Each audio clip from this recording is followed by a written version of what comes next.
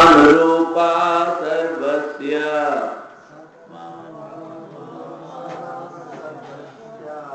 श्रद्धा भवति भारत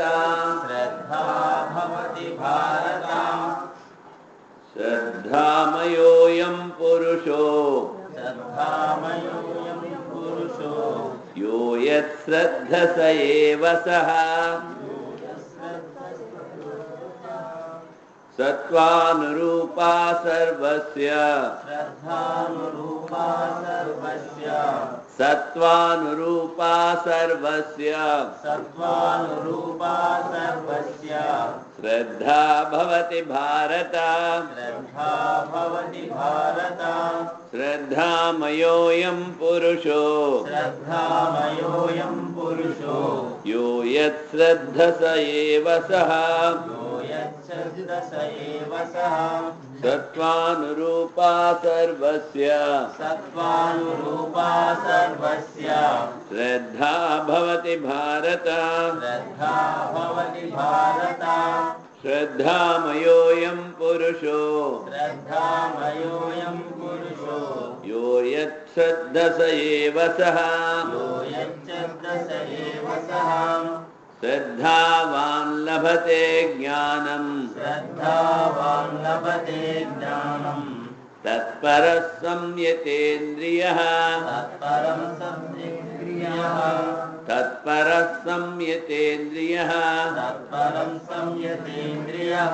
ज्ञानं लब्ध्वा परां शान्ति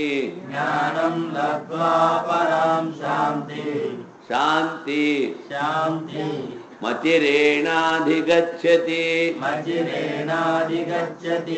श्रद्धावान् लभते ज्ञानम्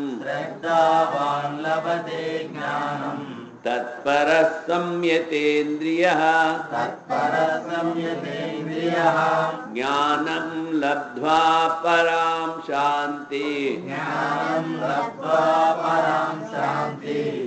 मचिरेणाधिगच्छति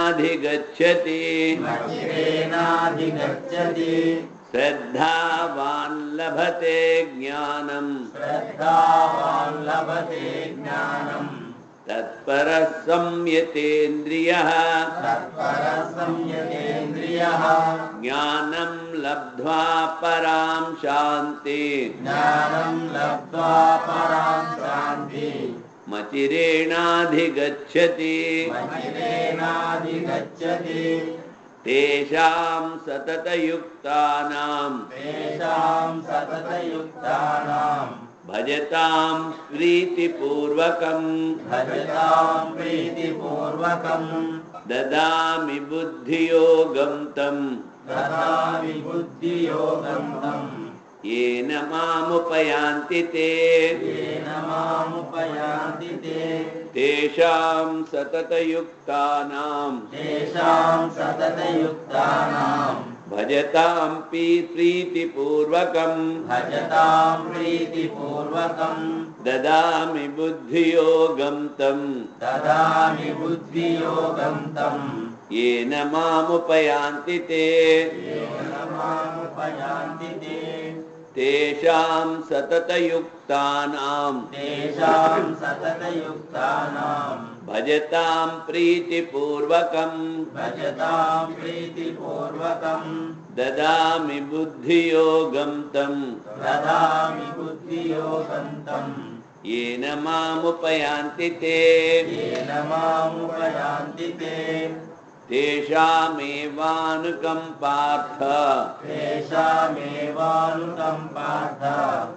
महमज्ञानजं तमः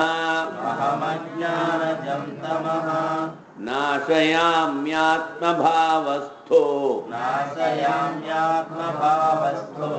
ज्ञानदीपेन भास्वता तेषामेवानुकम्पार्थ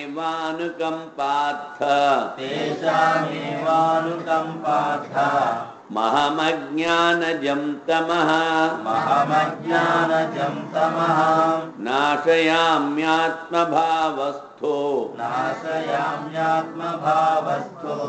ज्ञानदीपेन भास्वता तेषामेवानुकम्पार्थ महमज्ञानजं तमः नाशयाम्यात्मभावस्तु ज्ञानदीपेन भास्वता ఐదయ్యా లేదా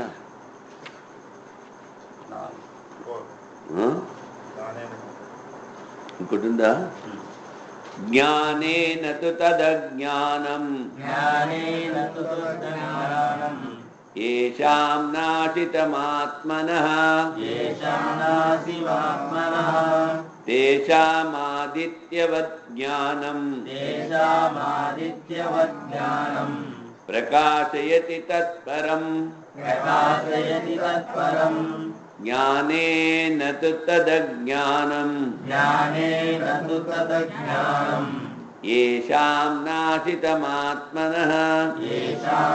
ఏషాం నాశితమాత్మనః తేషామాదిత్యవత్ జ్ఞానం ప్రకాశయతి తత్పరం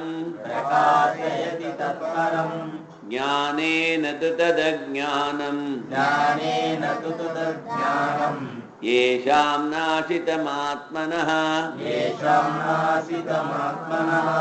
తేషామాదిత్యవత్ జ్ఞానం ప్రకాశయతి తత్పరం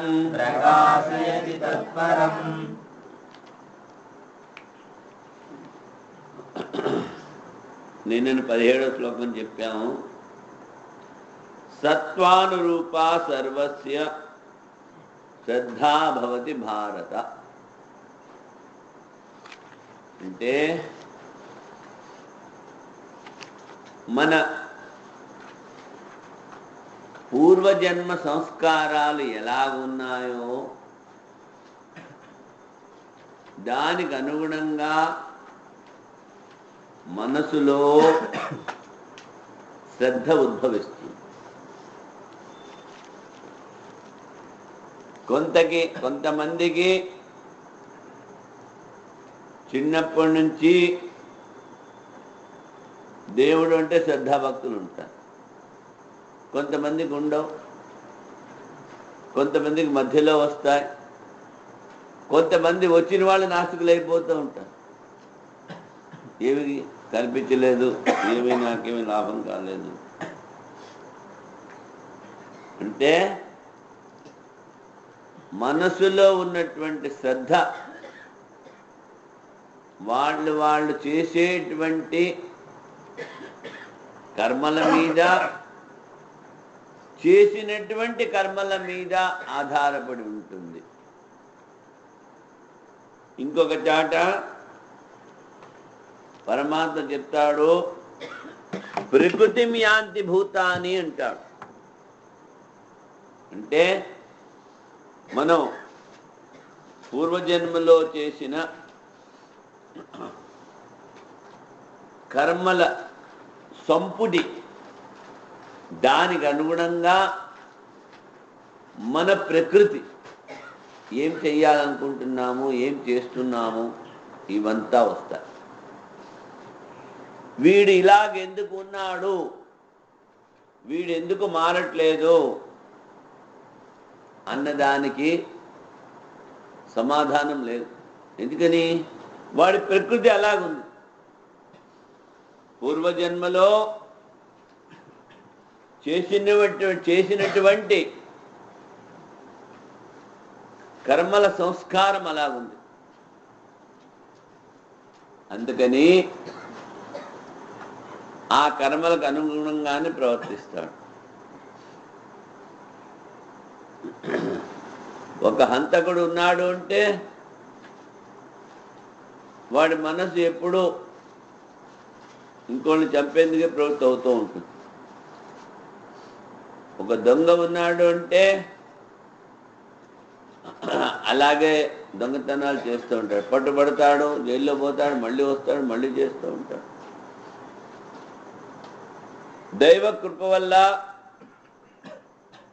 సత్సంగం వల్ల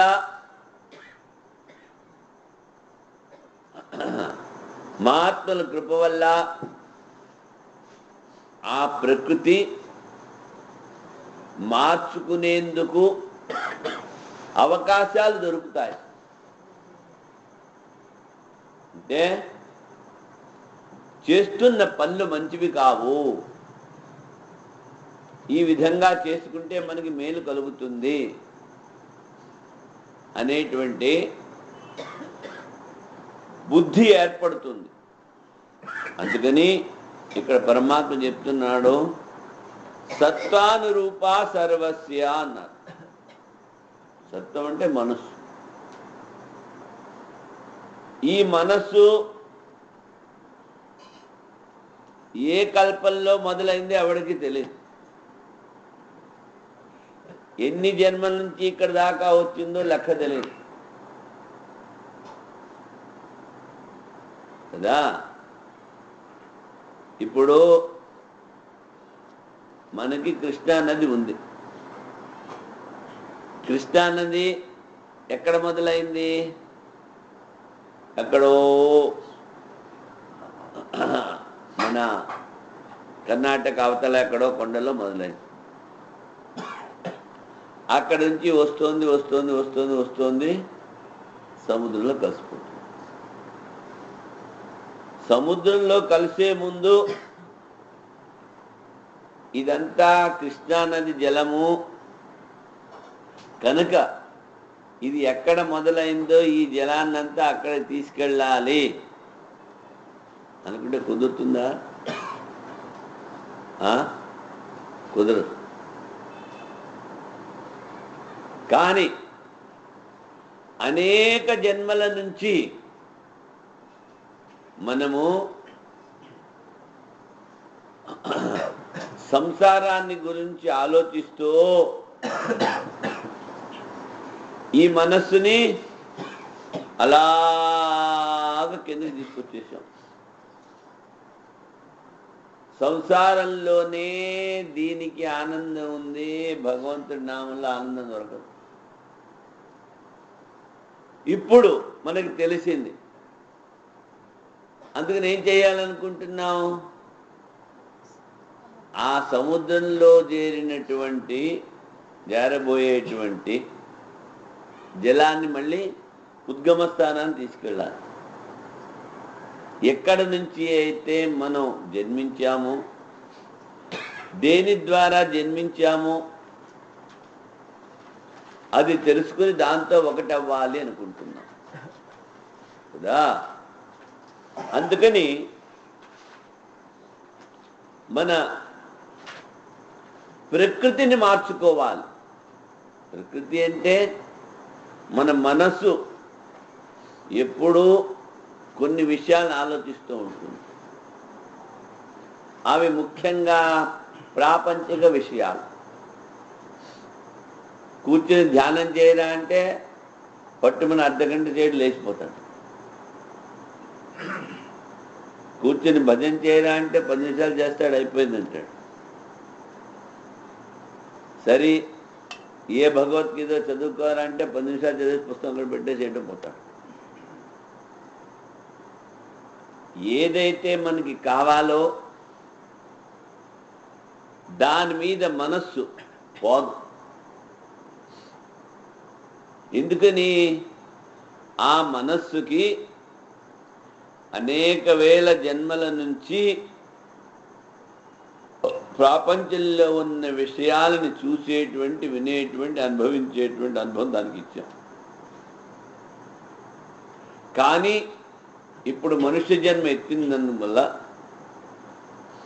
వివేకం ఉన్నందువల్ల ఇది సరికాదు, ఈ మనస్సు ద్వారా భగవంతుని చింతన చెయ్యాలి, పరమాత్మ చింతన చెయ్యాలి, ఈ సంసారం నుంచి ముక్తి పొందాలి అనేటువంటి జ్ఞానం కలిగింది.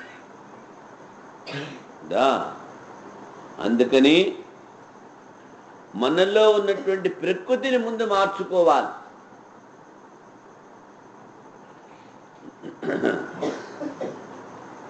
వాల్మీకి మహర్షి ముందు పెద్ద గజ దొంగ పేరేంటి? రత్నాకరుడు అనేటువంటి పెద్ద గజదొంగ. అడవిలో పోయే వాళ్ళందరినీ దోచుకోవడం, వాళ్ళని చంపడం, వాళ్ళ దగ్గర అంతా తీసుకోవడం, ఇదే పని, ఇంకో పని లేదు. నారద మహర్షి వచ్చాడు, నీ దగ్గర ఉన్నాయి అక్కడ పెట్టే అన్నాడు. ఎరా ఏం చేస్తామంటే, ఇవన్నీ అమ్మేసి మా పెళ్ళాం బిడ్డలు పోషించుకుంటాను, మా తల్లిని పోషిస్తాను అన్నాడు. సరే బాగా ఉంది, నువ్వు ఇంకోళ్ళని దోచుకుంటున్నావు, ఇంకోళ్ళని చంపుతున్నావు, ఇది పాపం కదరా. నీ పెళ్ళాం బిడ్డల్ని తల్లిదండ్రుల్ని అడిగిరా, నువ్వు చేసే పాపంలో వాళ్ళు భాగం పంచుకుంటారా లేదా?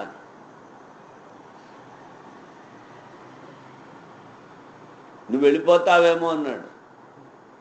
సరే నన్ను చెట్టు కట్టే అన్నాడు. నారద మహర్షిని చెట్టు కట్టేసి ఇంటికి వెళ్ళి అడిగాడు. ఎవ్వరూ కూడా నువ్వు చేసే పాపాన్ని మేము పంచుకుంటామని చెప్పలేదు. మమ్మల్ని పోషించడం నీ కర్తవ్యము, నువ్వు ఏమన్నా చేసుకో, మమ్మల్ని పోషించు, కానీ నువ్వు చేసే పాపం నీకే, మేము దానిలో భాగస్వాములు కావని స్పష్టంగా చెప్పేశారు. అప్పుడు నారదుడి దగ్గరికి వచ్చి కాళ్ళ మీద పడతాడు. అయ్యా, మీరు చెప్పింది సరి, నేను చేసిన పాపం నాకే వస్తుంది, నేను పోషించే వాళ్ళకి ఎవరికి రాదు, కనుక నన్ను ఇప్పుడు ఏం చేయమంటారన్నాడు. అంటే రామనామం చెప్పరా అన్నాడు. రామనామం చెప్పడం కూడా రాలేదు. అప్పుడు ఏమిటి ఇచ్చాడు మంత్రం? మరా మరా మరా అని చెప్పిస్తూ ఉండరా అన్నాడు. రామ రామ రామ రామ రామ అంటే అది రామ అయిపోయింది. అది ఎంతకాలం చెప్పించాడు? ఒక చోట కూర్చుని నిశ్చలమైన భక్తితో తన ఒంటి మీదంతా చీమల పుట్టలు పెరిగిపోయాయి, పాములు కూడా పుట్టలో ఉండడం మొదలుపెట్టాయి, శరీరం అంతా చీమలు తినేస్తున్నాయి. అయినా నిశ్చలంగా కూర్చుని ఆ రామమంత్రం చేసి పెద్ద మహర్షి అయ్యాడు. కనుక ఏమిటి చెయ్యాలి అంటే, పొద్దున్న నుంచి సాయంకాలం వరకు, లేచిన దగ్గర నుంచి పడుకునేంత వరకు ప్రాపంచిక వ్యావత్తు ఉండకూడదు, భగవంతుని చింతన చెయ్యాలి. అప్పుడే మనలో ఉన్నటువంటి ఆత్మశక్తి, భగవంతుని శక్తి బయటికి వస్తుంది. మరి వాల్మీకి మహర్షి అన్నామా లేదా?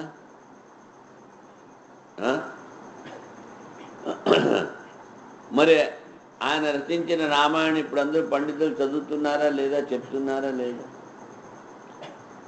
ఆయన పేరు ఎవరు మర్చిపోలేదు కదా. మరి ఆయన చేసింది ఏమిటి పని? ఒకటే పని, దైవస్మరణ, ఆత్మచింతన. ఎవడికి ప్రపంచంలో ఆనందం కావాలనుకున్నా, సుఖం కావాలనుకున్నా, ఇంకెప్పుడు ఈ జీవితంలో దుఃఖం అన్నది రాకూడదు అనుకుంటే, మనలో ఉన్నటువంటి ఆ భగవత్ స్వరూపమైన ఆత్మను అనుభవించి తీరాలి. దానికి స్మరణ, చింతన ఏమిటి? ఏ విధంగా అయితే నువ్వు భార్య బిడ్డల్ని, తల్లిదండ్రుల్ని, బంధువుల్ని గురించి ఆలోచిస్తూ ఉంటావో, విచారం చేస్తూ ఉంటావో, అదే విచారాన్ని భగవంతుని లీలలు, భగవంతుని గుణాలు, భగవంతుని స్వరూపము, భగవంతుడు నాలో ఉన్నాడని విచారించారు. చూడండి, అందుకని సత్వానురూప సర్వస్య అన్నారు. అని చెప్పి తర్వాత ఏమిటంటున్నారు? శ్రద్ధా భవతి భారత శ్రద్ధామయోయం పురుష. మనుష్యుడు అన్న తర్వాత వాడిలో శ్రద్ధ ఉంటుంది, శ్రద్ధ లేకుండా ఉండదు. ఆ శ్రద్ధ ఎవరి మీద ఉన్నది అన్నది వేరే మాట. శ్రద్ధ రాజుగారి మీద ఉందా, సినిమా యాక్టర్ మీద ఉందా, పొలిటికల్ లీడర్ మీద ఉందా, భార్యాభర్తల మీద ఉందా, తల్లిదండ్రుల మీద ఉందా, భగవంతుడి మీద ఉందా? శ్రద్ధ లేకుండా ఆవిడ ఉండడు. కానీ ఆ శ్రద్ధ ఎవరి మీద ఉంది అన్నది ప్రశ్న. శ్రద్ధామయోయం పురుష అన్నారు. ప్రతి వాళ్ళలో శ్రద్ధ ఉండి తీరుతుంది. గురువుగారి మీద ఉండొచ్చు, భగవంతుని మీద ఉండొచ్చు, భక్తుల మీద ఉండొచ్చు. అందుకని యోయత్ శ్రద్ధ సయేవ సహ అంటే వానిలో ఏ విధమైనటువంటి ఎవరి మీద శ్రద్ధ ఉందో వాడు అదే అన్నాడు.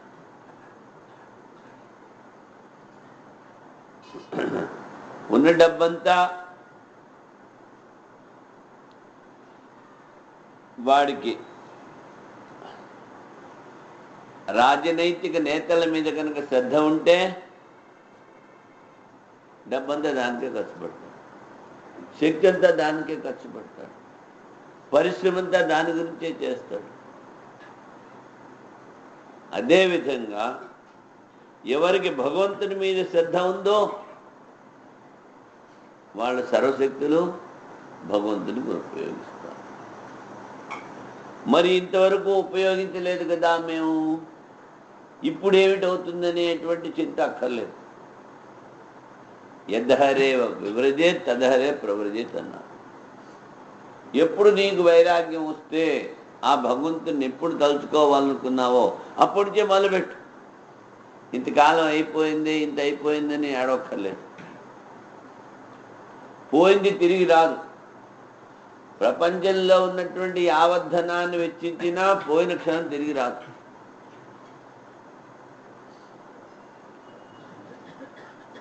ప్రపంచంలో ఉన్నటువంటి సర్వశక్తులు ఉపయోగించినా ఒక క్షణం నీకు ఆయుధాన్ని పర్వాలేదు. కనుక తెలియగానే వివేకం ఉద్భవం అవ్వగానే ఆ మనస్సుని అటువైపు నుంచి ఇటు తిప్పుకోవాలి. దానికి అభ్యాసం చాలా అవసరం. సరే, ఇవాళ చెప్పారు కదా అని రేపటి నుంచి వెళ్ళి పొద్దు నుంచి సాయంకాలం వరకు ధ్యానం చేయకూడదు. బుర్ర వేడవుతుంది, పిచ్చివాడవుతారు, మళ్ళీ హాస్పిటల్ తీసుకెళ్ళాలి విశాఖపట్నం. ఎందుకని ఆ మనస్సు ఏ విషయాలనైతే ఇంతవరకు స్వీకరిస్తుందో అంత తేలిగ్గా ఈ ఆత్మచింతన, భగవచ్చింతన, బ్రహ్మచింతన త్వరగా స్వీకరించరు. దానికి మెల్లిమెల్లిగా బుద్ధి చెప్పి కొంచెం కొంచెం కొంచెం కొంచెం చేయించాలి. కొంతకాలం అయిన తర్వాత మళ్ళీ ధ్యానం చేసే టైం పెంచాలి. ఒక స్ప్రింగుని నువ్వు నొక్కి పట్టుకున్నావు అనుకో, నొక్కి పెట్టినంతసేపు బాగానే ఉంటుంది. సేవ్ చేస్తే నీ మూతి బద్దలు కొడుతుంది పైకి వచ్చి. అదేవిధంగా ఈ మనస్సు అన్నది కూడాను ఎక్కడ ఉందో, ఏది ఆలోచిస్తూ ఉందో అటువైపు ఎక్కువ పోతుంది, కానీ విపరీతమైన మార్గంలో ఎక్కువగా పోదు. అందుకని మెల్లిమెల్లిగా మెల్లిమెల్లిగా దానికి అలవాటు చేయాలి. విద్యాప్రకాశానంద స్వామిజీ అని చెప్పాను కదా నేను, అని ఒక కథ చెప్పాను. ఏమిటి, ఒక అమ్మగారు పొద్దున్నే లేచి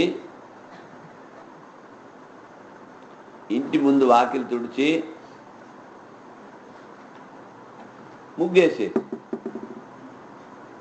ముగ్గేస్తే ఆ ఇంటి పక్కన ఉన్న ఏనుగు పిల్ల, చిన్నపిల్ల, అది వచ్చి ముగ్గంతా చెరిపేసేది.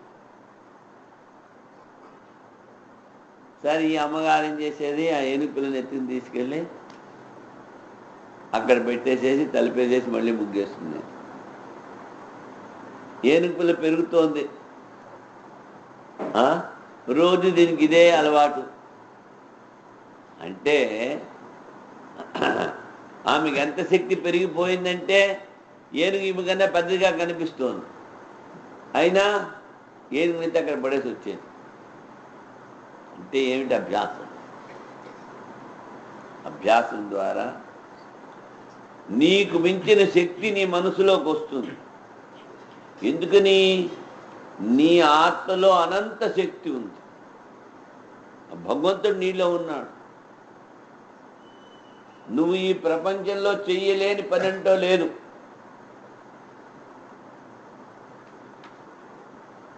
అందుకని అభ్యాసం ద్వారా ఆ మనస్సుని మెల్లిమెల్లిగా మెల్లిమెల్లిగా మెల్లిమెల్లిగా దాన్ని బుజ్జగించి దాన్ని భగవంతుని వైపు తిప్పాలి. అందుకని ఇక్కడ ఏం చెప్తున్నారు? శ్రద్ధామయోయం పురుష యోయ శ్రద్ధ సయేవస. మరి మనిషిని ఎలాగ చూస్తావు నువ్వు అంటే, వానిలో ఉన్నటువంటి శ్రద్ధ ద్వారా వాడు ఏ పని చేయగలడు, ఎంత పని చేయగలడు, ఏ పనిలో వానికి ఉన్నతి కలుగుతుంది అన్నది తెలుస్తుంది. అందుకని శ్రద్ధ అన్నది సంపూర్ణ విశ్వాసం. విశ్వాసం కూడా అనకూడదు, శ్రద్ధే. ముందు చెప్పాను, ఇంకొకళ్ళ మీద మనకు విశ్వాసం ఉండొచ్చు. బ్యాంక్ మేనేజర్ మీద, ఆఫీసులో వెళ్తే ఆఫీసులో ఉన్నటువంటి ఆఫీసర్ మీద, కానీ వాడి మీద శ్రద్ధ ఉండదు. ఏ పనికైతే వెళ్ళామో ఆ పనిని వాడు ఆలస్యంగా చేస్తే వాడిని పడు తిడతాం బయటకు వచ్చి. కానీ శ్రద్ధ ఉన్న చోట, ఒక మందిరంలో ఒక మహాత్మునికి, ఒక పుణ్యాత్ముడికి ఏమన్నా ఇస్తే జన్మ ధన్యమైంది అనుకుంటాం. ఎందుకని? ఇక్కడ శ్రద్ధ ఉంది, అక్కడ విశ్వాసం ఉంది. అందుకని అలాంటి శ్రద్ధ నీ మీద నీకుండాలి. గురుకృప, ఈశ్వర కృప, శాస్త్రకృప ఉన్నా నీ మీద నీకు కృప లేదు. ఎందుకని? దేవుడు ఒకటే మనసు ఇచ్చాడు, ఆ మనసుని తీసుకొని సంసారానికి ఇచ్చేసాడు. సంసారంలో అందరికీ సుఖమే ఉంటుందా? ఉండదు. దుఃఖం వచ్చినప్పుడు మళ్ళీ దుఃఖిస్తాం. ఈ సుఖ దుఃఖాల నుంచి బయటపడాలి అంటే అనంతమైనటువంటి ఆనందం మనలో ఏదైతే ఉందో దాన్ని సంపాదించుకోవాలి. అందుకనే రామకృష్ణ పరమహంస ఒక మాట చెప్తారు, ఎక్కడైనా జాతర జరుగుతుంటే పొరుగురు నుంచి వచ్చిన వాళ్ళు ఏం చేస్తారు? వాళ్ళ దగ్గర ఉన్న సామాన్లు ఒకళ్ళ ఇంట్లో పెట్టేస్తారు. పొద్దునుంచి సాయంకాలం యాత్ర తిరుగుతారు, ఎగ్జిబిషన్, మళ్ళీ పోతారు. ఏ విధంగా చింత ఉండదు. అదేవిధంగా నువ్వు ప్రపంచంలోకి వచ్చావు కనుక అద్వైతము అనేటువంటి జ్ఞానాన్ని నీ కొంగులో కట్టుకో. నువ్వు ప్రపంచంలో ఎక్కడ తిరిగినా ఎలా ఉన్నా నీకు ఏ విధమైనటువంటి దుఃఖం ఉండదని చెప్పాడు. అద్వైత జ్ఞానం అంటే అందరిలో ఒకటే పరమాత్మ ఉన్నాడు, అన్ని చోట్ల పరమాత్మ ఉన్నాడు, అన్ని వేళల్లో పరమాత్మ ఉన్నాడు, నాలోనూ ఉన్నాడు, అందరిలోనూ ఉన్నాడు, వానినే స్మరిస్తున్నాను, వాని స్మరణమే నా జీవితానికి ధన్యము అని ఆ స్మరణ చేస్తూ నీ మనస్సులో ఆ పరమాత్మని అనుభవించిన రోజున నీకు జ్ఞానం కలిగింది. ఆ జ్ఞానం నీ దగ్గర ఉంటే ఎటువంటి దుఃఖాలు నీకు రావు కదా. అందుకని ఇక్కడ ఏమిటి చెప్తున్నారు? శ్రద్ధావాన్ లభతే జ్ఞానం. శ్రద్ధ లేకపోతే నీకు జ్ఞానం లేదు. అందరి మీద శ్రద్ధ ఉంది, అందరికీ సేవ చేస్తావు, నీకు నువ్వు సేవ చేసుకో, లాభమే ఉంది. పరమాత్మ నీలోనే ఉన్నాడని శాస్త్రాలు చెప్తున్నాయి కనుక నీ మీద నీకు భక్తి, నీ మీద నీకు శ్రద్ధ, నీ మీద నీకు కరుణ, నీ గురించి నువ్వు పరిశ్రమ చెయ్యాలి. అది మర్చిపోతాం. ఈ ప్రపంచానికి నువ్వు ఎంత చేసినా వివేకానంద చెప్తారు, ఏమిటి? ఈ ప్రపంచం కుక్కతో ఒకటి, పట్టుకుని సేపు తిన్నగా ఉంటుంది, వదిలేస్తే రాముడు వచ్చాడు, కృష్ణుడు వచ్చాడు, ఇంతమంది మహాత్ములు వచ్చారు, జనం అంత మారిపోయారా?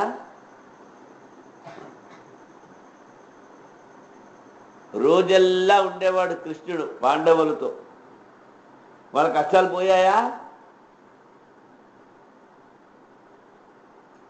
ఎవడు ఏది అనుభవించాలో అది అనుభవించి తీరాలి. కానీ ఆ భగవంతుని స్మరణ కనుక నువ్వు చేస్తూ ఉంటే, ఆ భగవంతుని తలుచుకుంటూ ఉంటే నీ కష్టం తక్కువ అవుతుంది. గొడ్డలతో పోయేది గోరుతో పోతుంది. జరా అందుకని పోనీ అంటే నువ్వేమన్నా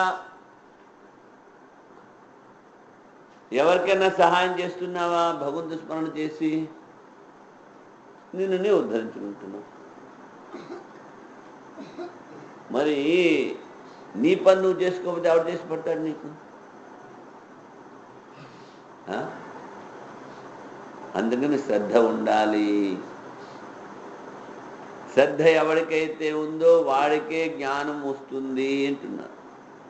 భక్తి కాని, వైరాగ్యం కాని, వివేకం కాని, జ్ఞానం కాని.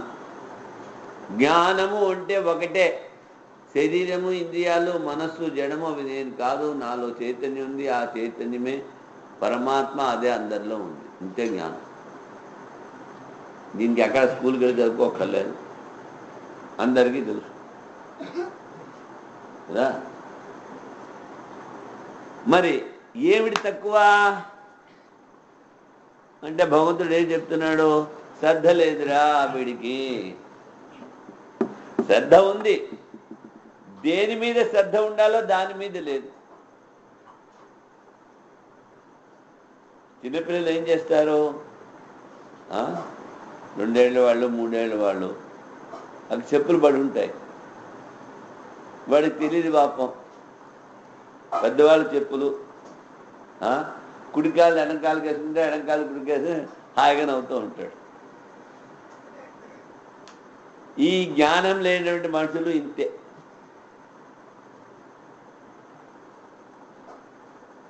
వాడికి జ్ఞానం లేదు. ఏ జ్ఞానం లేదు? ఇవి నా చెప్పులు కాదు, పెద్దవాళ్ళ చెప్పులు, పోనీ ఎలా వేసుకోవాలో తెలుసా? అది తెలియదు. అదేవిధంగా మనిషి పెరిగినంత మాత్రాన జ్ఞానం వస్తుందని కాదు. ఆ భగవంతుని స్మరణ చేసి ఆ భగవంతుని కృప మన మీద ఉంటే మనకి జ్ఞానం వస్తుంది. ఇప్పుడు మొన్న చెప్పాను ఏమిటి? భోగిమంట రోజున మనం కర్రలు తీసుకెళ్ళి రోడ్డు మీద పడేసి భోగిమంట వేస్తున్నాం, కాలుతున్నాయి కర్రలు. నువ్వు ఇంట్లో కూర్చుని నా చలిపోలేదంటే పోతుందా? ఏం చేయాలి? ఆ మంట దగ్గరికి వెళ్ళాలి. ఆ మంట దగ్గరికి వెళ్ళిన కొద్దీ నీకు వేడి ఎక్కువ అవుతుంది. అదే విధంగా నీలో ఉన్న భగవంతుడు ఎంత దూరంగా ఉంటే అంత ఎక్కువ దుఃఖం. వాని స్మరణ చేస్తే వానికి ఎంత దగ్గరగా వెళ్తే వాని కృప నీకు అంత ఎక్కువగా పడుతుంది. ఏ విధంగా అయితే ఆ వేడి నీకు ఎక్కువగా తగలడం మొదలుపెట్టిందో దగ్గరికి వెళ్ళిన దగ్గర నుంచి నువ్వు ఎక్కువ స్మరణ చేస్తున్న కొద్దీ ఆ భగవంతుని కృప నీ మీద ఎక్కువగా ఉంటుంది. అగ్నికి వేడిచ్చే స్వభావం, ఆ భగవంతునికి కరుణ చూపే స్వభావం అని స్పెషల్గా నీ దగ్గరికి వచ్చి నేనేం చేయడు, నువ్వు ఆయన దగ్గరికి వెళ్ళావు, అగ్ని వేడి నీకు తగిలింది. అదేవిధంగా నువ్వు ఆయన స్మరణ చేస్తూ ఉంటే ఆయన కృపని నువ్వు అనుభవించగలవు. చూడు, దానికి ఏమిటి కావాలంటున్నారు? శ్రద్ధ. శ్రద్ధ ఎవరి మీద ఉంటుంది ఆయన? భగవంతుడు నీలోనే ఉన్నాడు, నీ మీద నీకు శ్రద్ధ ఉండాలి. నువ్వు ఎవరికి ఏమి చేయక్కర్లేదు, నిన్ను నువ్వు ఉద్ధరించుకుంటే చాలు, చాలా పెద్దవాడు అవుతావు కదా. శ్రద్ధావాన్ లభతే జ్ఞానం తత్పర సంయతేంద్రియ.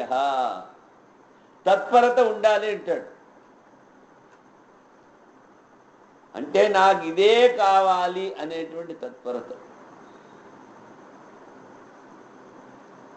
పక్క రూమ్లో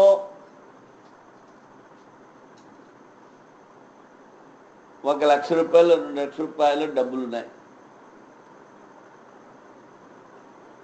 యువతల రూమ్లో దొంగాడున్నాడు. వాడికి తెలిసింది అక్కడ డబ్బు ఉంది అని. వాడికి నిద్ర వస్తుందా? ఏమిటి ఆలోచిస్తాడు? ఆ డబ్బులు ఎలా కాజేద్దామని ఆలోచిస్తూ ఉంటాడు. ఎందుకని? ఆ మనసంతా వాడికి ఆ డబ్బు మీద ఉంది. అందుకనే పరమేశ్వరు చెప్తారు, లోభికి డబ్బు మీద ఉన్నటువంటి విశ్వాసం ఇప్పుడే పుట్టిన పసికందు మీద తల్లికి ఉన్న ప్రేమ,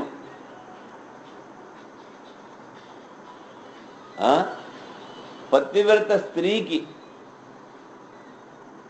పతి మీద ఉన్నటువంటి ప్రేమ, లోభికి డబ్బు మీద ఉన్నటువంటి ప్రేమ, ఈ 3 ప్రేమలు కలిపి నువ్వు భగవంతుడికి నాయన అప్పుడు నీకు భగవంతుడు దొరుకుతాడని చెప్పాడు. తత్పరత, ప్రేమ ఉంది నీలో. ప్రేమ దేనికి ఇవ్వాలో దానికి ఇవ్వట్లేదు. నిన్ను నీవు స్మరణ చేసుకుంటూ భగవంతుని స్మరణ చేస్తూ ఆ భగవంతుని అందరిలో చూస్తూ ఇంట్లో పనులు చేస్తే నేను ఎవడు కొడతాడా? తింటాడా?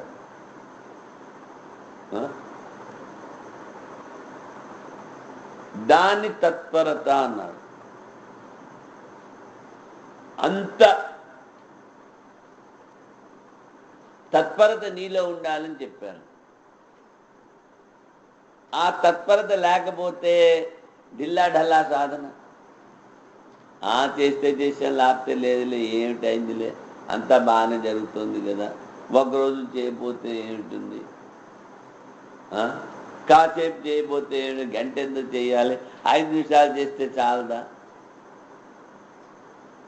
ఇలాగ మనసుకి బుద్ధి చెప్పి దాని నుంచి లేదు, ఈ జన్మలోనే నేను ఆ జ్ఞానాన్ని పొందాలి, భగవంతుడంటే ఏమిటో తెలుసుకోవాలి, నాలో నీ చైతన్యాన్ని అనుభవించాలి అనేటువంటి పట్టుదల. ఈ కుర్రవాళ్ళు కొంతమంది మంచి వాళ్ళు ఉంటారు, విద్యార్థులు, ఏమైనా సరే ఫస్ట్ క్లాస్ రావాలి, 90% రావాలి, బీటెక్ సీట్ తీసుకోవాలి, ఇంటర్మీడియట్ చదివి. చూడండి ఎంత విశ్వాసంతో ఎంత కష్టపడి చదువుతాడు. కదా. సామాన్యమైనటువంటి లౌకిక విషయాల గురించి నువ్వు ఇంత శ్రమ పడతావు. ఇంటికి ఎవరైనా పెద్ద మనిషి వస్తున్నాడు అనుకోండి,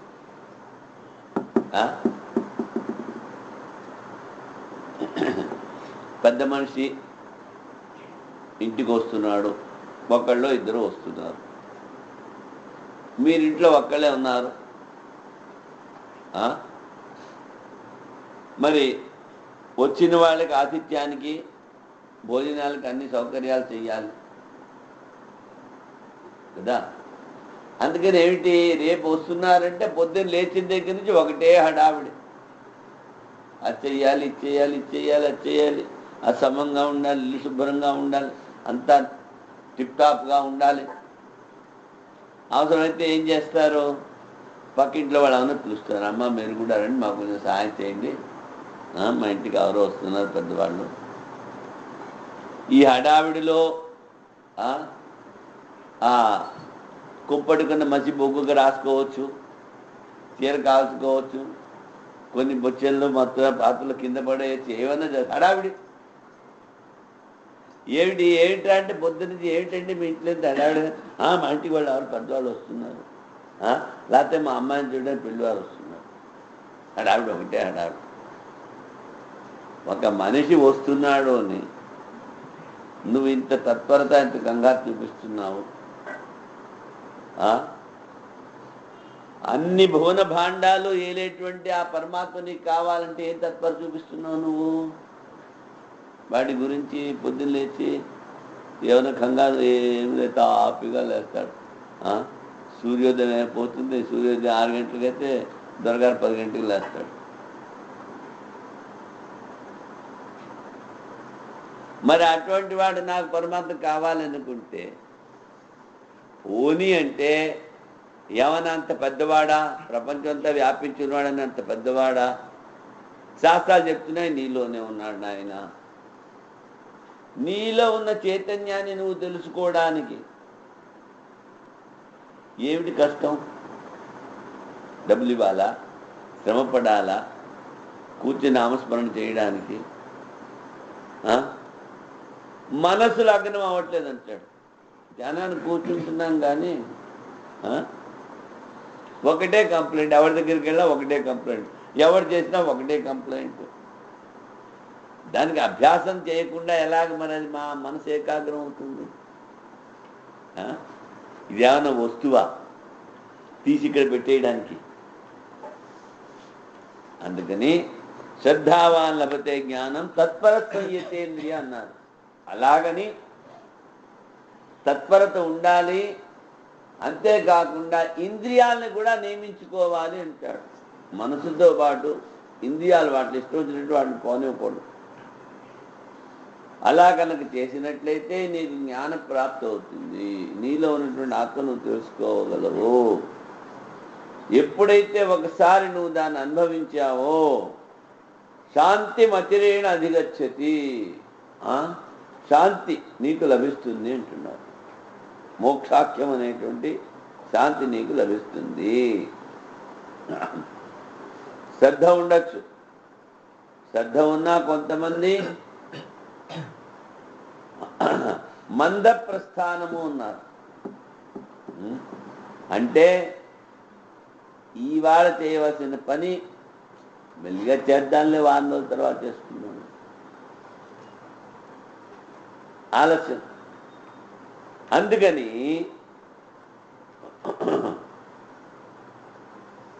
భక్తి చేసేటప్పుడు, భగవంతుని పూజ చేసేటప్పుడు, భగవంతుని స్మరణ చేసేటప్పుడు దానికి తత్పరత చూపించాలి.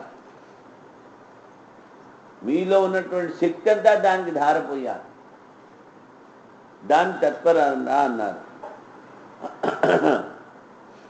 అది శ్రద్ధతో కూడినటువంటి తత్పరత, ఇంద్రియాల సంయమము.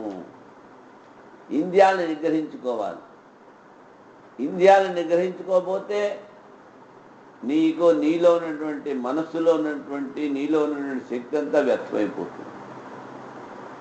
అందుకని ఇంద్రియాలను కూడా నియమించాలంటున్నాడు. తర్వాత శ్రద్ధావాన్ తత్పర సంహితేంద్రియస్య అవశ్యం జ్ఞానం లభ్యతే అంటున్నాడు పరమాత్మ. ఎవరైతే ఇంద్రియాలను నిగ్రహించుకున్నారో, ఎవరికైతే తత్పరత ఉందో, ఎవరికైతే శ్రద్ధ ఉందో, రామకృష్ణ పరమహంస వారు దక్షిణేశ్వరం తోటలోకి వెళ్ళి, అమ్మా తల్లి ఇంకొక రోజు అయిపోయింది, నీ దర్శనం కాలేదని ఏడ్చేవాడు రోజుల్లో. చూడండి, అందుకనే ఆయన అంటారు రామకృష్ణ పరమహంస వారు, ప్రపంచంలో ఉన్నటువంటి వస్తువుల గురించి, బంధుబాంధవుల గురించి, పెళ్ళాం బిడ్డల గురించి కడవల కొద్దీ కన్నీరు కారుస్తారట. అయ్యో నాకు భగవంతుడు దొరకలేదే అని ఒక కన్నీరు బొట్టు కూడా వదిలిపెట్టారు. ఎందుకని?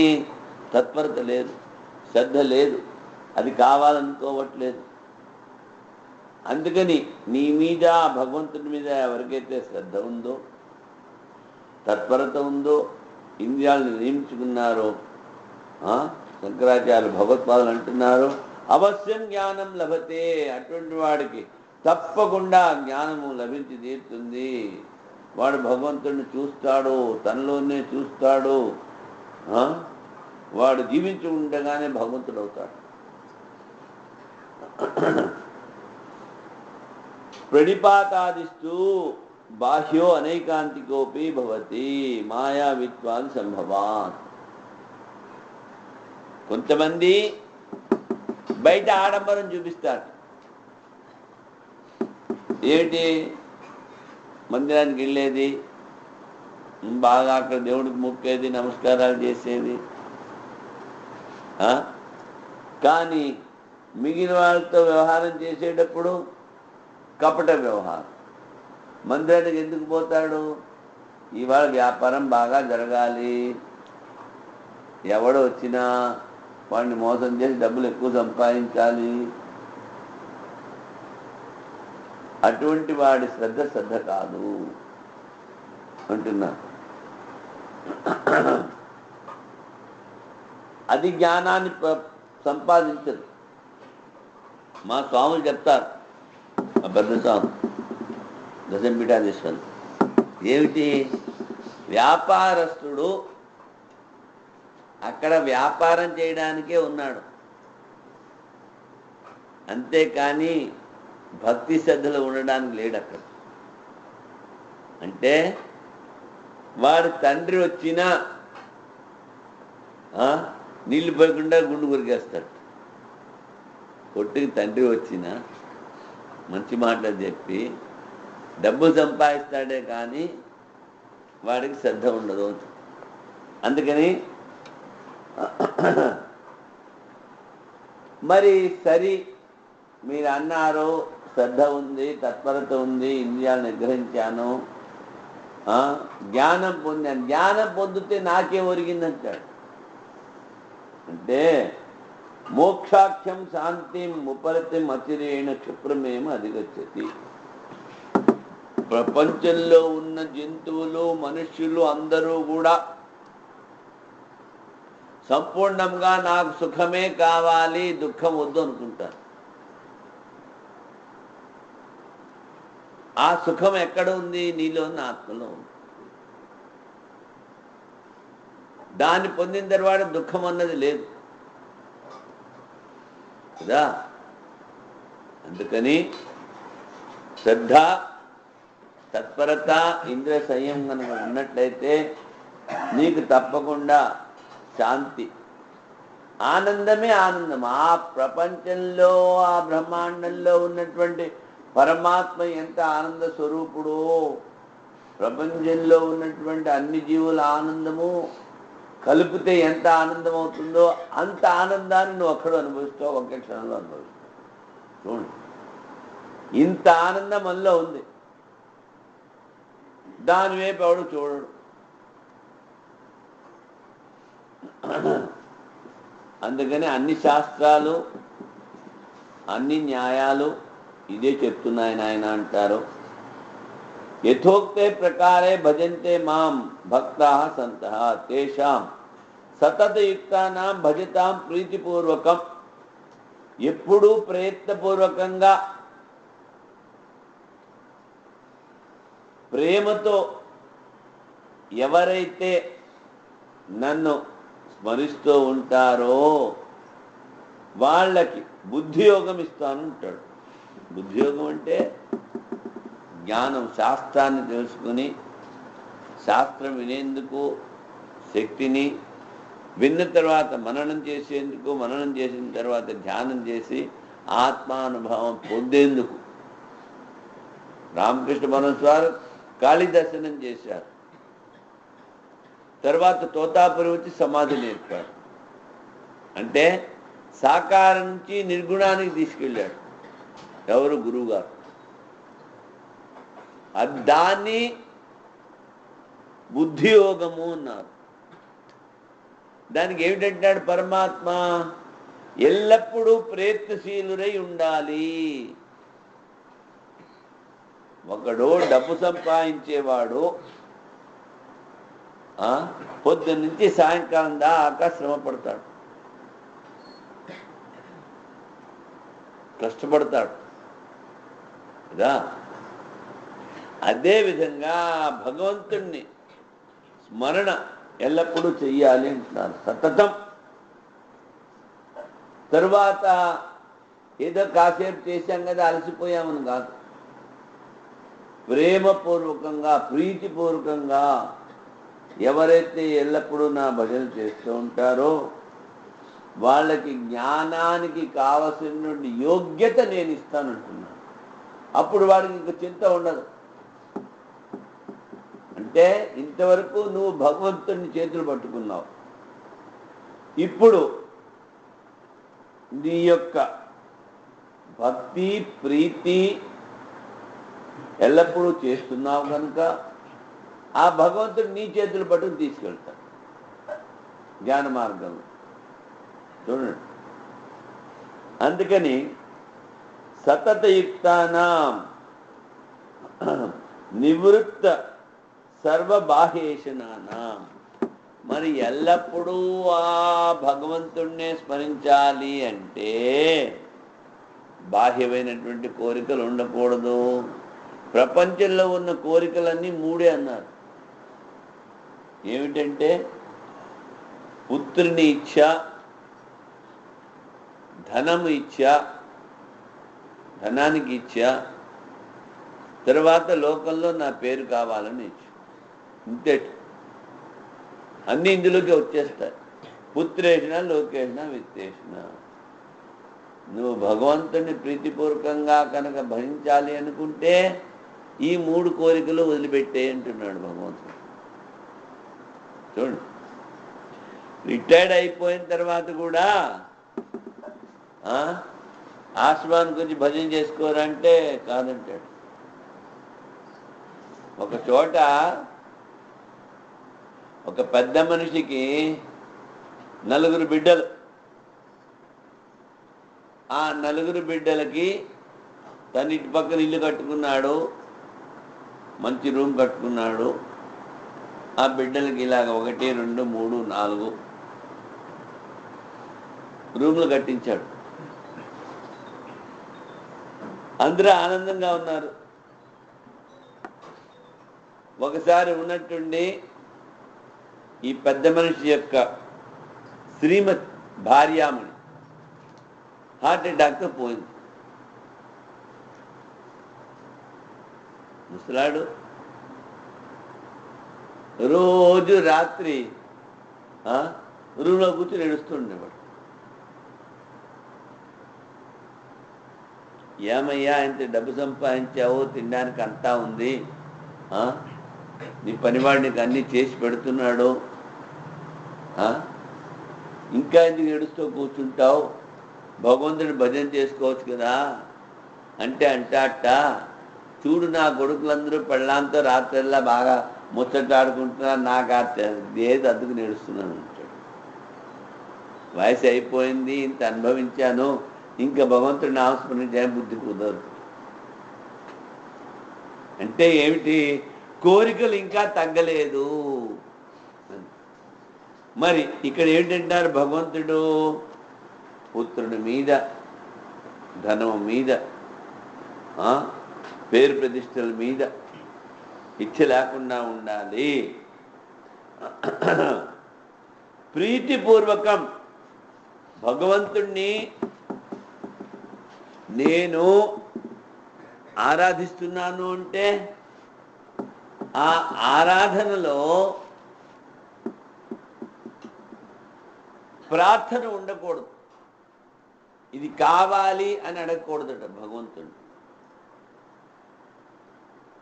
భగవంతుని ప్రేమకు లొంగిపోయి ప్రేమతో ఏ విధంగా అయితే భార్యాపుత్రుల్ని, తల్లిదండ్రుల్ని ప్రేమతో నువ్వు ఆదరిస్తావో అదేవిధంగా ప్రేమతో భగవంతుని పూజ చేయాలి అంటున్నారు. దీనికి ఒక చిన్న ఉదాహరణ చెప్తాను. జ్యోతిర్లింగం ఘూష్మేశ్వరుడు అన్నారు, విన్నారా? ఘూష్మ అంటే ఒక భక్తురాలి పేరు. ఘూష్మ ఆమె అక్కగారు వివాహమైంది. అక్కగారికి ఆ అక్కగారు పెనిమిటి బాగున్నారు. చాలా కాలం వరకు వాళ్ళకి సంతానం లేదు. సంతానం లేకపోతే ఆ ఘూష్మ అక్కగారు అంటుంది పెనిమిడితో, మనకి సంతానం లేదు, నేను మా తండ్రిని ఒప్పించి మా చెల్లెల్ని కూడా మీతో వివాహం అయ్యేటట్లా ఏర్పాటు చేస్తాను అంటే భర్త అంటాడు,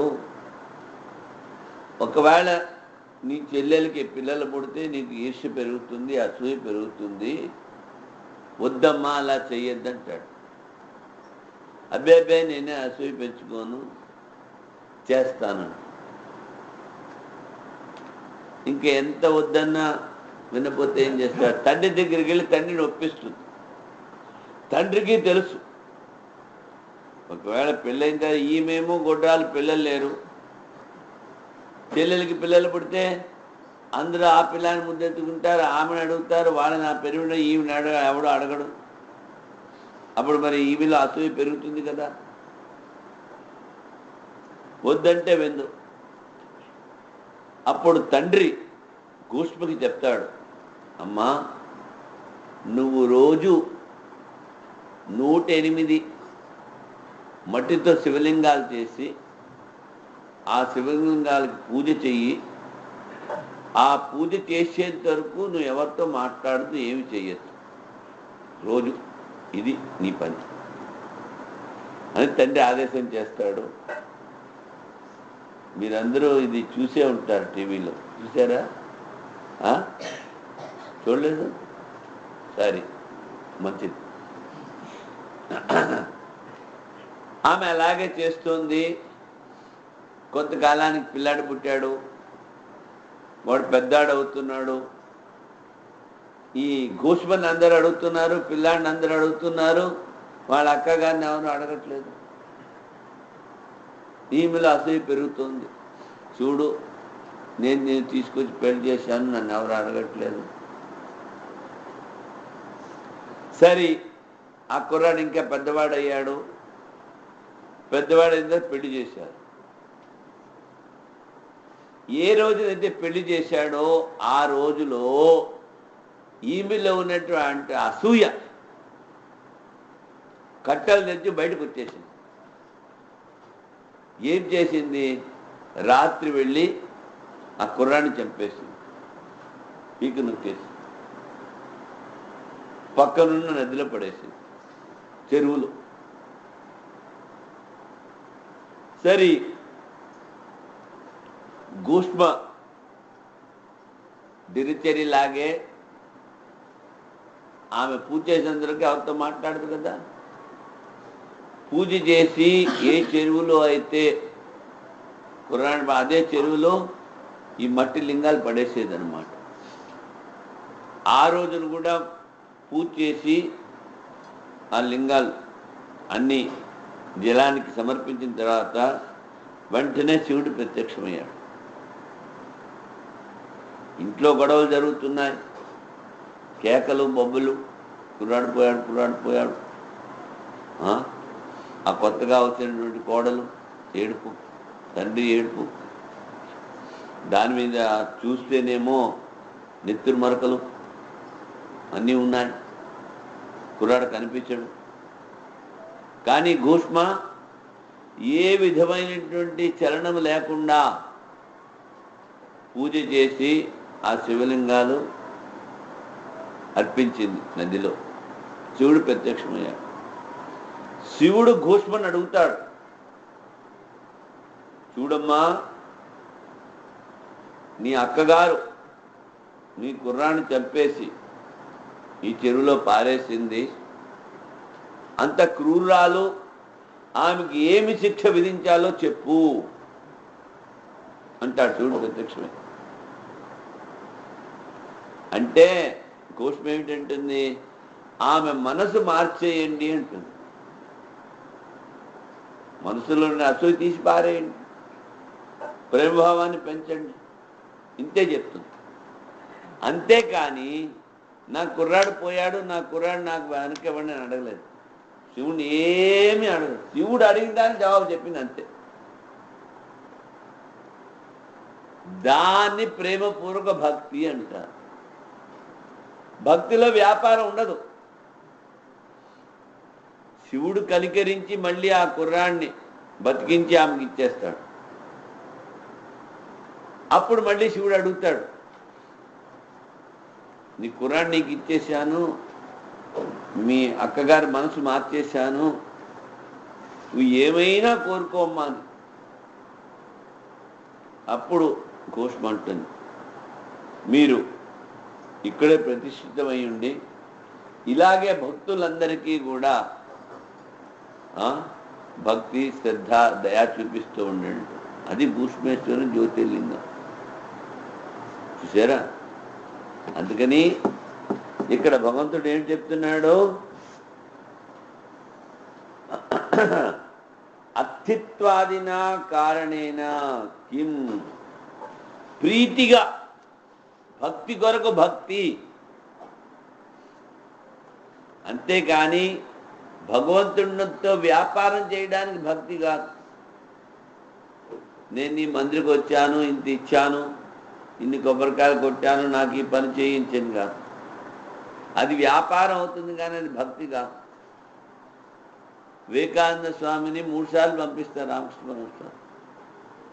రే మీ ఇంట్లో తినేవాళ్ళు వాళ్ళకి, మీ తల్లిదండ్రులకి, వాళ్ళకి, ఆ తల్లికి, చెల్లెలకి, తమ్ముడికి తినడానికి తిండి లేదు, వెళ్ళి దేవుని కోరుకోను. 3 సార్లు వెళ్తాడు, భక్తి జ్ఞాన వైరాగ్యాలు అడుగుతాడు. అంతేగాని మా ఇంట్లో వాళ్ళకి తినడానికి తిండి లేదు, కట్టుకోవడానికి బట్టలేదు, అవేమని తల్లిని అడగడు. అది ప్రీతి అంటే, భగవంతుని మీద ప్రీతి. అప్పుడు పరమహంస వారే చెప్తారు, వరదానం ఇస్తారు, మీ వాళ్ళకి ఏ విధమైన లోటు ఉండదులే అని దీవిస్తారు. అంతేకాని తల్లి దగ్గర పంపించి కాళీదేవి కూర్చుంది, నువ్వు పోయి అడగరా అంటే అడగడు. ఏమిటి ప్రాపంచిక విషయాలు. మా వాళ్ళకి తినడానికి తిండి, కట్టుకోవడానికి బట్ట, సమంగా ఉండాలని ఒక్క ముక్క అడగలేదు. చూడండి, మన వాళ్ళు ఇచ్చేది తక్కువను, అడిగేది ఎక్కువను. అదేమిటది భక్తిగా, దాన్ని ఏమిటన్నారు, వ్యాపారం. అందుకని ఇక్కడ ఏమిటన్నాడు, నువ్వు భగవంతుని భజన చేస్తే ప్రీతిపూర్వకంగా చే, భక్తి కొరకు భక్తి, అంతేగాని ఆయన ఏమి అడగకూడదు. ఏమిటి నీకు ఇవ్వాలి ఆయన తెలీదా? అంతటా వ్యాపించి ఉన్నాడు కదా. అందుకని నువ్వు ఏమీ అడగకుండా ప్రీతిపూర్వకంగా ఆయన భజన కనుక చేసినట్లయితే అప్పుడు నిన్ను జ్ఞానానికి అధికారిగా చేస్తాడు. నిస్వార్థంగా నువ్వు భక్తి కనుక చేసినట్లయితే. ప్రేక్షామి బుద్ధియోగం సమ్యక్ దర్శనం మత్తత్వ విషయం. నేను ఎక్కడ వ్యాపించి ఉన్నాను, ఎలాగ ఉన్నాను, ఏం చేస్తున్నాను, ఇదంతా నీకు తెలుస్తుంది. ఎప్పుడు నిస్వార్థంగా భక్తితో ఎల్లప్పుడూ నువ్వు ప్రయత్నం చేస్తూ ఉంటే నా తత్వాన్ని నేనే నీకు చెప్తానన్నాడు. ఏమే వైశ్య వృణితే తేన లభ్య కఠోపనిషత్తులో తస్యైతే తనుం స్వాం ప్రకటిష్యామని ఏదో ఉంది. అంటే ఎవరైతే నన్నే కోరుకుంటారో వాళ్ళకి నా స్వరూపాన్ని విప్పి చూపిస్తానని చెప్పాడు. అదే ఇక్కడ చెప్తున్నారు. ఎల్లప్పుడూ ప్రయత్నపూర్వకంగా ప్రీతిపూర్వకంగా భక్తితో నన్ను భజన చేసినట్లయితే వాళ్ళకి జ్ఞానయోగాన్ని ఇస్తాను అంటున్నాడు. అప్పుడు ఆ సర్వవ్యాపకుడైన పరమేశ్వరుడు నన్ను వాళ్ళ ఆత్మలో ప్రత్యక్షం చేసుకుంటారు అంటాడు. ఆత్మభూతం ఆత్మత్వేన ఉపయంతి. ఎక్కడో పొందరు, తనలోనే పొందుతారు. మత్ చిత్తత్వాది ప్రకారై. అప్పుడు ఏమిటి, 24 గంటలు ఆ భగవంతుని స్మరణ చింతన తప్ప వాళ్ళకి ఇంకోటి ఉండదు. అందుకని అటువంటి వాళ్ళ మీద కృప చూపించడానికి వాళ్ళల్లో ఉన్నటువంటి అజ్ఞానాన్ని నేను నష్టం చేస్తాను. ఎల్లప్పుడూ ప్రీతిపూర్వకంగా ఏ విధమైనటువంటి కోరికలు లేకుండా వ్యాపారం చేయకుండా భగవంతుడిని స్మరిస్తూ ఉంటారో వాళ్ళ మీద కృప చూపించడానికి వాళ్ళల్లో ఉన్నటువంటి అజ్ఞానాన్ని తొలగించి వాళ్ళ మనస్సులో జ్ఞానదీపాన్ని వెలిగిస్తాను అంటున్నాడు. చూడండి, తర్వాత ఇంకో చోట ఏమిటి చెప్తాడు, యోగక్షేమం వహామ్యహం. నీకేమిటి కావాలో అది కూడా నేనే చూసుకుంటాను, నీ దగ్గర ఏముంది అది కూడా నేనే రక్షిస్తాను. నువ్వు చేయవలసిన పని ఇంతే, నా స్మరణ చేసుకో.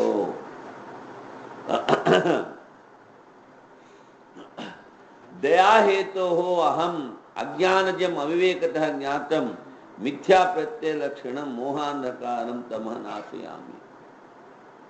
అజ్ఞానం, అవివేకత, మిథ్యాజ్ఞానం ఇవన్నీ కూడా నేనే నష్టం చేస్తాను అంటున్నాడు. నీ హృదయంలో జ్ఞానదీపాన్ని వెలిగించి నీకు జ్ఞానాన్ని కలిగిస్తాను అంటున్నాడు. వివేకం ద్వారా భక్తిని, ఆ భక్తి ద్వారా ఎల్లప్పుడూ నువ్వు ఆ పరమాత్మ చింతనే చేస్తూ ఉంటావు.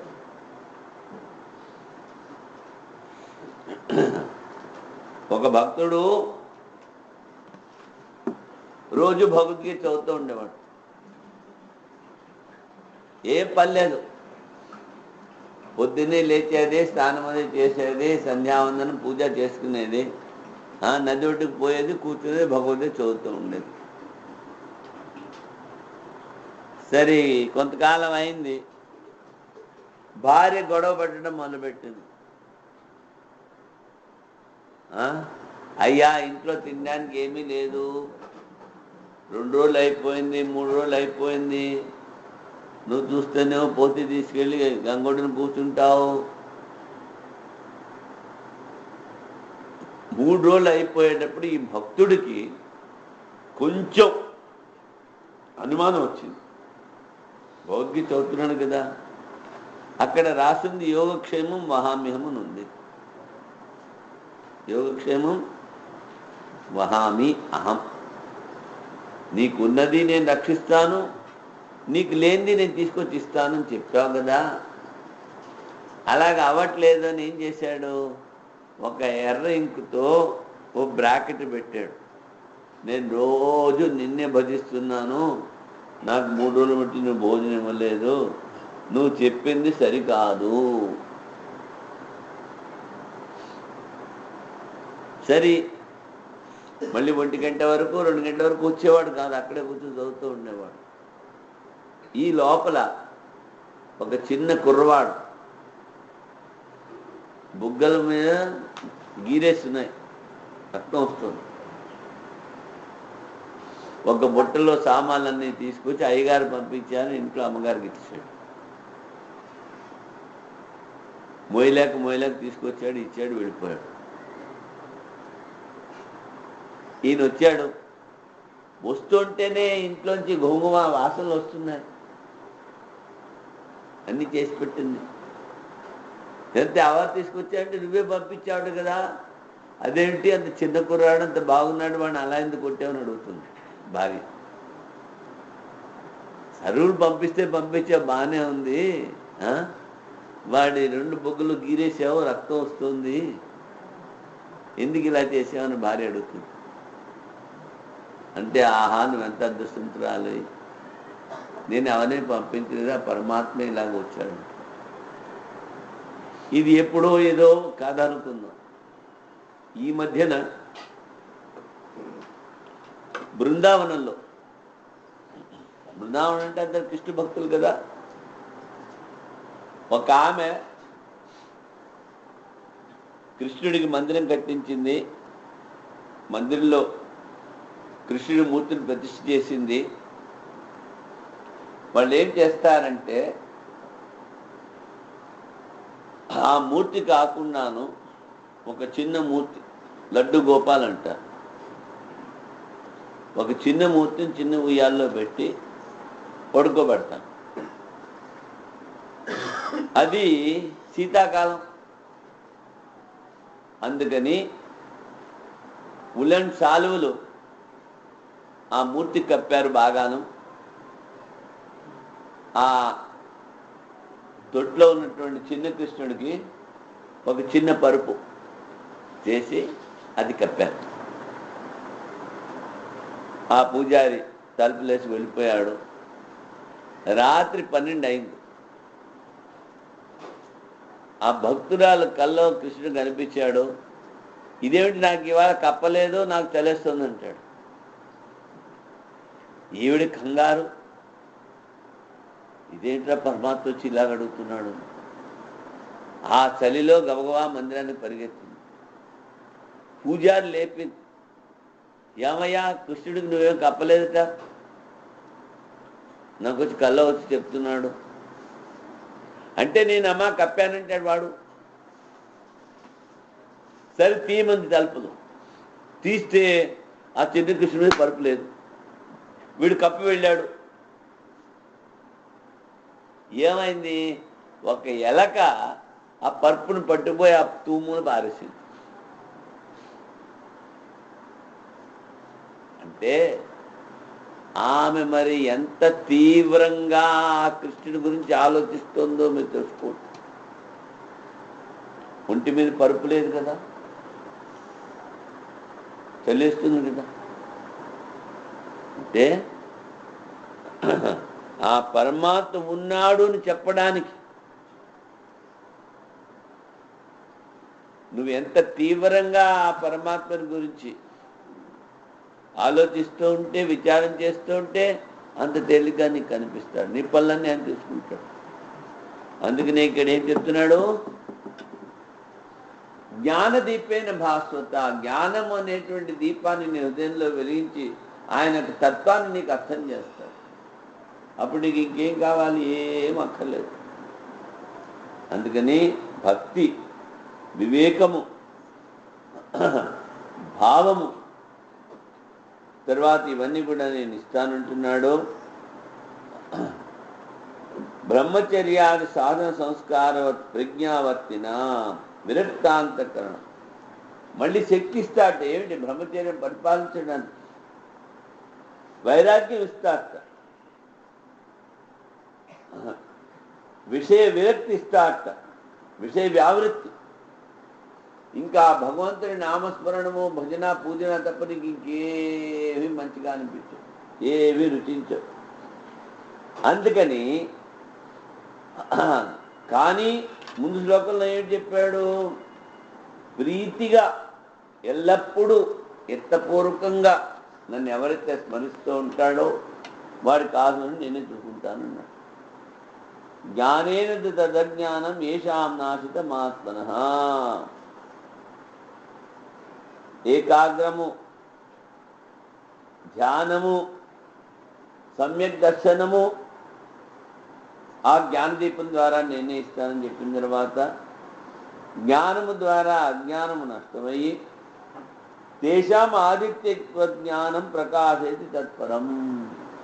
చూడండి, వాళ్ళ యొక్క జ్ఞానం సూర్యులాగా ప్రకాశిస్తుంది.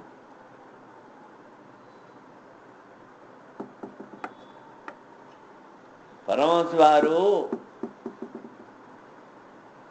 శారదాదేవి చెప్పేవారు, చూడు బలరాముకి 2 రొట్టెలు ఇయ్యి రాత్రి, యోగినికి 2 ఇయ్యి, బ్రహ్మాండకి 3 ఇయ్యి, వీడికి 4 ఇయ్యి, అందరికీ లెక్క చెప్పేవారు. నరేను వాడు ఎన్ని తింటే అన్ని వాడికి ఇచ్చి. అది జ్ఞానము అనేటువంటి పెద్ద మంట. మనకి పుణ్యపాపాలు లేవు. వాడు ఎంత తిన్నా అరిగి, ఏమి ఇచ్చినా అరిగించేసుకుంటాడు. ఎక్కువగా మండుతున్న మంటలో పచ్చి అరటి చెట్టు వేసినా మండిపోతుంది. అలాంటి జ్ఞానాగ్ని ఉన్నవాడు మన వివేకానంద అంటారు. ఎవరు చెప్తారు? పరమసారి చెప్తారు కదా. అందుకని వానిలో అజ్ఞానం అనేది ఉండదు, నేనే నాశనం చేస్తానంటాడు కృష్ణ పరమాత్మ. ఆ జ్ఞానం ఎలాగ ప్రకాశిస్తూ ఉంటుంది? సూర్యుడిలాగా వానిలో ప్రకాశిస్తూ ఉంటుంది అంటున్నాడు. అందుకని ఈ ప్రపంచంలో ఉన్న వాళ్ళందరినీ ఏదైతే మోహంలో పడేస్తుందో ఆ జ్ఞానాన్ని నేను నష్టం చేస్తాను.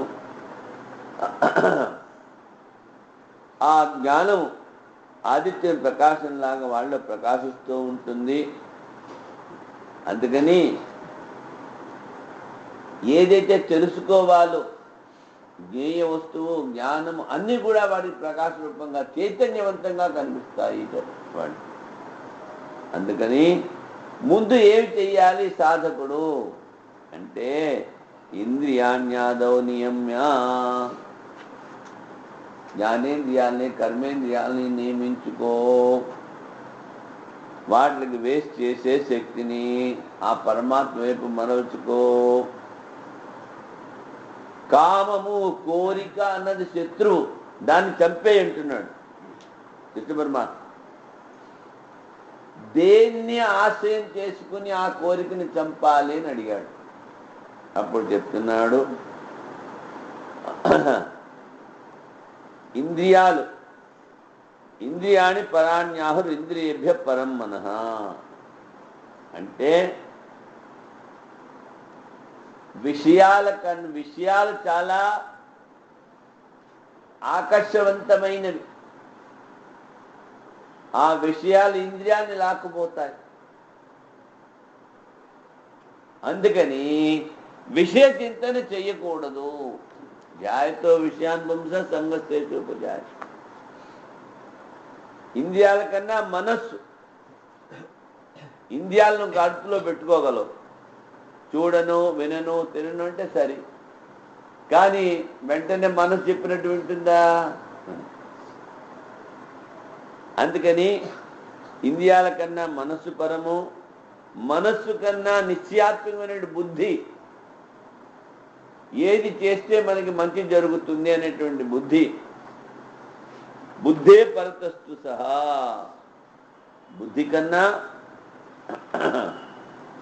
ఆత్మ పరము అంటున్నారు. నీలో ఉండి నీ మనస్సుని, నీ ఇంద్రియాలని చూసేటువంటిది. అందుకని ఇంద్రియాలు బాహ్య విషయాల్ని గ్రహిస్తూ ఉంటాయి. ఆ ఇంద్రియాలకైనా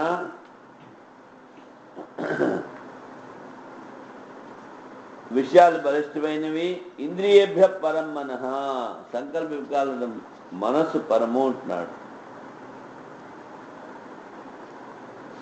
బాహ్య వస్తువులు ఇంద్రియాల కన్నా సూక్ష్మం. ఎందుకంటే ఇంద్రియాలను ఆకర్షిస్తాయి. అందుకని ఎప్పుడూ కూడా మనిషి బయట ఉన్న వస్తువుల్లో దుఃఖాన్ని చెడ్డని చూడాలి.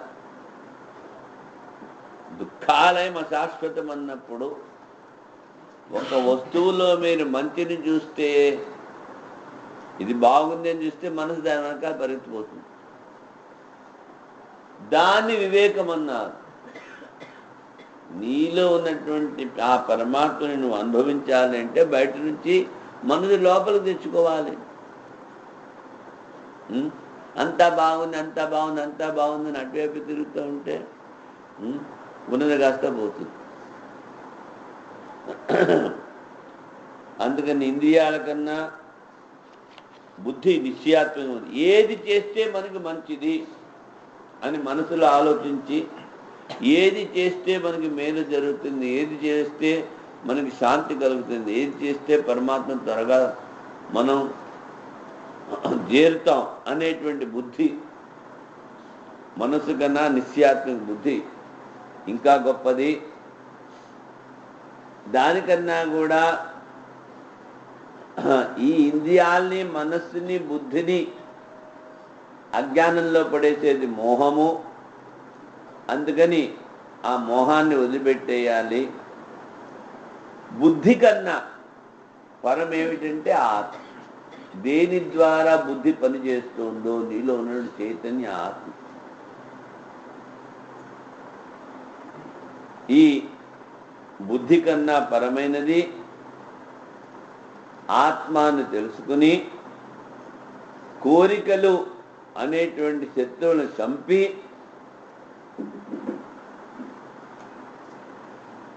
మనస్సులో కోరికలు లేకపోతే అది శుద్ధమైపోతుంది.